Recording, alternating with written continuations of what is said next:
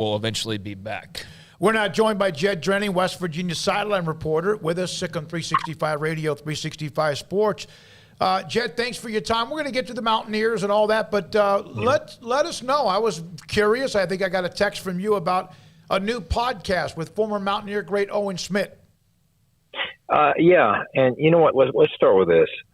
Those injuries coming out of Texas or any other camp, Smokey, always hate to hear those this time of year. So hoping that these kids can stay as healthy as possible in a very dangerous game moving forward. But I hate to hear that kind of stuff coming out of anybody's camp. But, yeah, as for the podcast, teamed up with Owen Schmidt. We are part of the Believe Network. That's BLEAV Network. They reached out to me this past offseason in May, wanting West Virginia to be an addition to what they're doing. They have 400-plus shows around the country.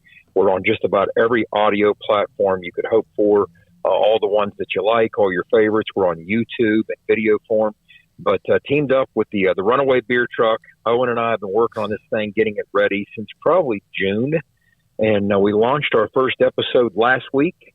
The next episode drops this week on Wednesday. You can follow us on Twitter at In the Gun Podcast. We both played in the shotgun for Coach Rodriguez, so we figured what better name than In the Gun. All right, so we got the In the Gun Podcast. We're having a lot of fun with it. Talk college football at large, talk Big 12, and obviously, but get very granular with West Virginia. And we're really excited, and it's off to a tremendous start. It's been very well received by West Virginia fans. Jed, how much have you seen the changes? I mean, and how different? Because I know Neal Brown kind of runs it wide open and ran it wide open at other things. But between the offensive scheme of Neal Brown in particular and what Graham Harrell has brought. Yeah, that's one of the things I spent the better part of the offseason studying, because these guys tend to branch out from that air raid tree, and they go a handful of different directions. And what's interesting is Neal has been more of a complimentary football guy when it comes to how he spun off. He was a different guy as a coordinator, right? When he was at Texas Tech, it made him his name for himself as a very wide open, explosive coordinator, okay? Even to some extent at Kentucky, but he started to reel that in when he got in the SEC, run the football a little bit more.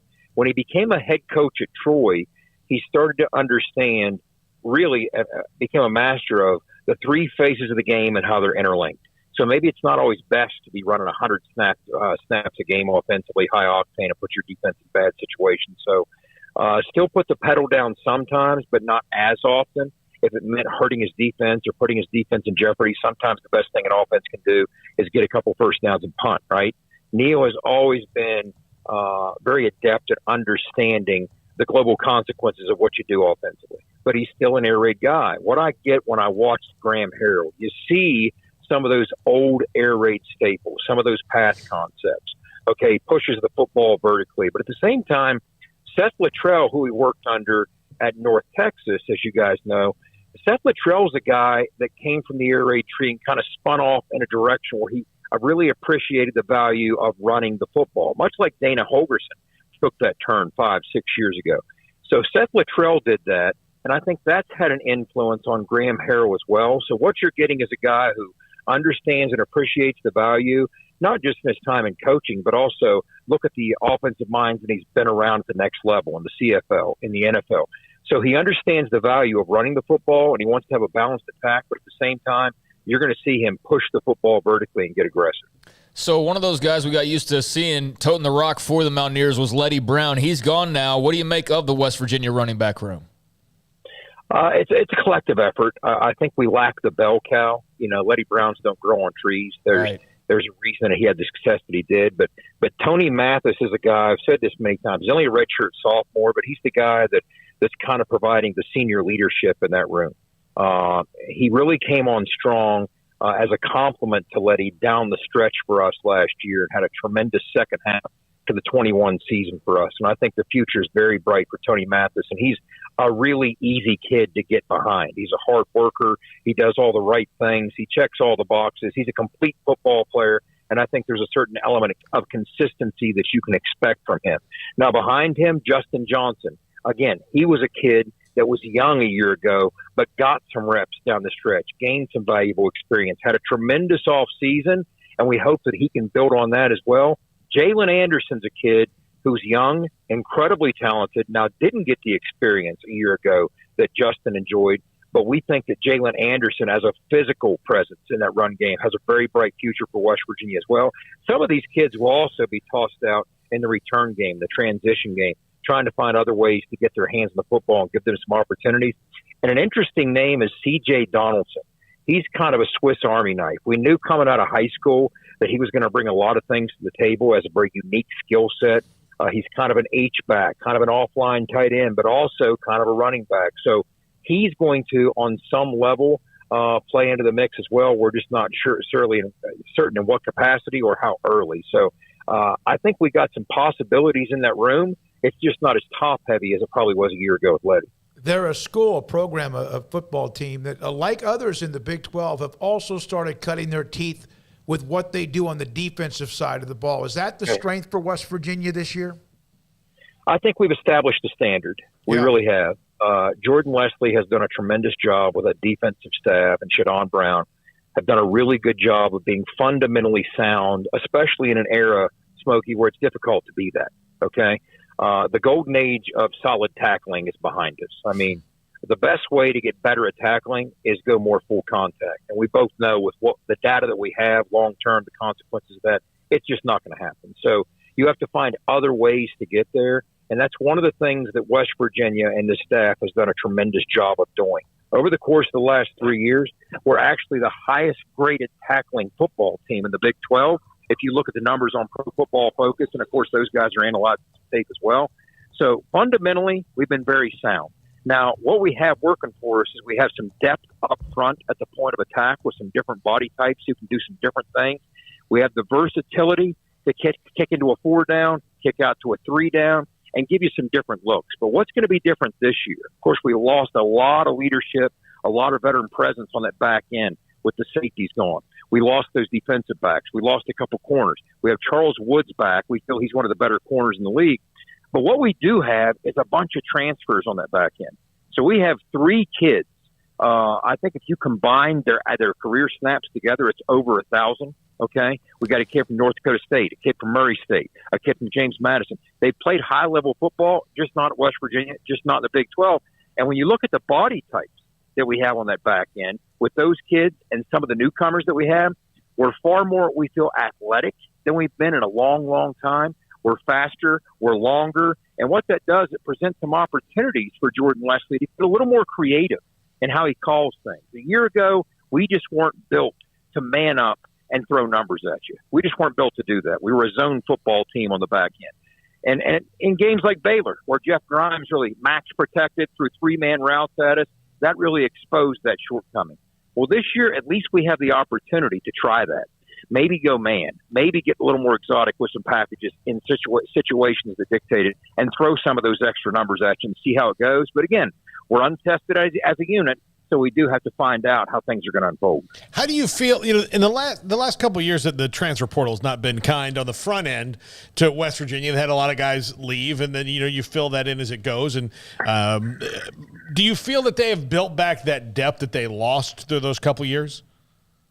We have 33 new faces this year. And quite frankly, I think we have to accept that not just in West Virginia, but kind of college football in general, that's to some extent going to be the new normal. I mean, there's going to be extensive turnover each season, each off season, and you're going to have to prepare accordingly. So what you're going to have to do is stay on top of your scouting, understand what's available and what's out there, the possibility that you might lose. Who knows? You might go from having 5 tight ends on Tuesday, couple injuries, couple portal kids, you have 1 or 2 on Saturday. Who really knows? So people have tried to draw an analogy between the portal and free agency in the NFL. I don't think that could be less true. Free agency is a very structured thing with contracts involved. There's commitments. You can plan for it. Okay, with the portal, you really can't. So you kind of have to be versatile enough and nimble enough to pivot on a dime and fill those gaps. And the other thing is, whatever system you're running, it better be a system that somebody can step in and learn pretty quickly, because that's going to be the nature of the beast moving forward. You're going to have to play some youth. You're going to have to play some transfers, and that's just how things are going to go. But I think the short answer to your question is, I do think we've addressed some of those needs, because I thought we got more than we lost if you look at it as a net gain. Jed, was there anything that you feel like Neal Brown, whether it be self-reflection or just culturally within the program, wanted to tweak or felt the need to tweak this offseason? I think that to some extent we needed to reinvent at least a little bit of what we were doing offensively. Okay. And Neal's the first guy that's going to look in the mirror and say, look, this isn't good enough to win the games we want to win. So I think we need a breath of fresh air. I think it needs reinvigorated. I think a guy like Graham Harrell has an opportunity to do that. But again, what Neal is going to bring to the table is that CEO mindset and that CEO big picture mentality. He understands the interconnectivity of the offense to the defense and the kicking game. Okay. And now he's in position to stand off and see it from a bigger picture standpoint and maybe even more effective in that role. But I think that's probably what he looked at the most is we're not explosive enough. We're not dynamic enough. We're not scoring enough to win some of these games that we need to win the challenge for this league. So I think that's why we did what we did. The depth chart, as far as where West Virginia, where they are, you mentioned a lot of what they have, a lot of the new coming talent or incoming transfers. Where are they when it comes to the depth? It depends what position you're looking at. I think along the offensive line, we're pretty sturdy. You want to push towards 7 or 8 that you're comfortable with. I think that's kind of where we're at.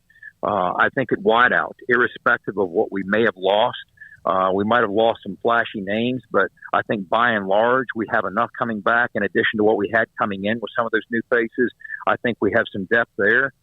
It's going to be interesting to see what plays out on the back end because we've got some interchangeable pieces, some kids with a lot of versatility. So, for instance, in Marcus Floyd, you have a guy that for the better part of his time at Murray State was a nickel and corner, but now he's going to be a safety for us. But in a pinch, he can still drop down and be a nickel and a corner.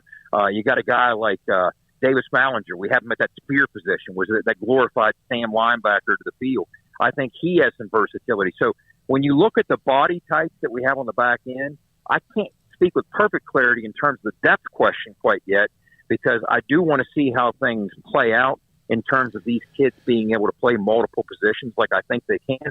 Maybe at inside backer, okay, because we're kind of untested there. We have 2 transfers, one JC kid and another kid from Miami, 2 transfers there that are repping it out. So maybe there. You could always use 1 or 2 more body types in that backer room. But I think overall, especially when you look at the point of attack, where all things start right there in the trenches on the offensive side, on the defensive side, I think we're happy with the number of bodies we have there. So I this time of year, it's difficult to answer that. But again, when you look in the quarterback room, you know, we had a 5-star transfer come in addition to 3 kids that we were pretty happy with in the spring that were battling it out. I can't say enough about what it says for those kids that they were willing to stick it out and compete despite the fact that JT Daniels committed after spring ball. So, you know, we got 4 of those kids, and they all bring something different to the table. So that's an interesting dynamic as well. What were your thoughts when you saw the news earlier today? Jared Daggie, who went to Western Kentucky, up and down at West Virginia, and now no longer even a part of the roster there, or at least he's entered the transfer portal. Yeah, I had seen something about a week ago that he was being challenged for that job by that kid from West Florida, another transfer. All I can say is I wish the absolute best for Jared Daggie. He was in a difficult situation. I mean, there were some deficiencies around him at West Virginia offensively. Sometimes it was too much to try and overcome. He's not necessarily an it factor quarterback, but he's an above average quarterback. But he's not a guy that can take a game over and mask some of the deficiencies that you might have, especially if you're in a system that's putting your quarterback in a lot of second and third and longs. And that's kind of what we were in. But Jared Daggie is a high character kid from a great family. Again, does all the right things. He's a yes or no sir kind of guy.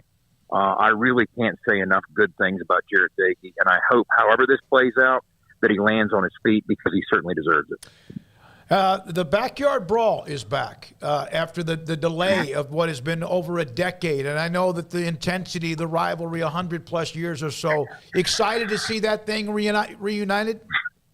That might be an understatement, you know. You know, it's just 74 odd miles from one stadium to the other. You know, the staffs cross paths in recruiting circles. A lot of people know, you know, a lot of West Virginians know Pennsylvanians from a work standpoint. Proximity does breed contempt. There is merit to that. But we are terribly excited about it. The funny thing is, for the first time in the Narduzzi era, Pitt has actually sold out their season tickets. And they're boasting about that. But the funny thing is, I kind of sort of think that it has something to do with their playing West Virginia and Tennessee and Pittsburgh, and the season ticket was cheaper than the game ticket. Let's see how that plays out, right? So there's an old saying. Now, of course, the name of the stadium's a new one. But it's no longer Heinz Field. It's now Acrisure. The old saying was 4 teams could sell out Heinz Field. The Steelers, Penn State, Notre Dame, and West Virginia. Pitt's not on that list, right? But all that being said, we have a lot of fun with it. They are a very good football team. A very good football team. Defensively, as nasty as they come, it's exactly what Pat Narduzzi wants and what he's built. Offensively, you might have lost some of the flash with the first-round quarterback and Jordan Madison and the coordinator, but they're going to bring a very physical nature on that side as well with Cignetti and the entire linebacker. They are an exceptional football team, and it is about as tall a task as you could ask for coming straight out of the gate. Second year in a row, West Virginia opens on the road at a P5. Only 3 teams in the country can say that. No, you did. That probably doesn't happen enough, and that's another story. We did have Jerry DePaula today on Pitt with a lot of the strengths that they have back as well. Jed, thank you, buddy. Always great to go ahead and say again what you and Owen Schmidt, where people can find that on YouTube. Sure, appreciate it, Smokey. It's In the Gun Podcast. You can search on YouTube for In the Gun Football Podcast. But again, you can look for alerts on Twitter at In the Gun Podcast, and we're having a ton of fun with it. So be sure to follow us on Twitter, search us out on YouTube, or on whatever platforms you like to listen to. But if you go to Believe.com, BLEAV.com, it's spelled strange, Believe. You can look it up there too, In the Gun, and you'll find it. But it's available just about anywhere. We're having a ton of fun with it. Always enjoy your knowledge and insight. Jed Drenning, sideline reporter at the Signal Caller, and as he mentioned, the podcast as well with former West Virginia star Owen Schmidt. Thanks for his time. Again, we have Pitt, we have West Virginia. Now, we're not going to always match that up. We also had Kentucky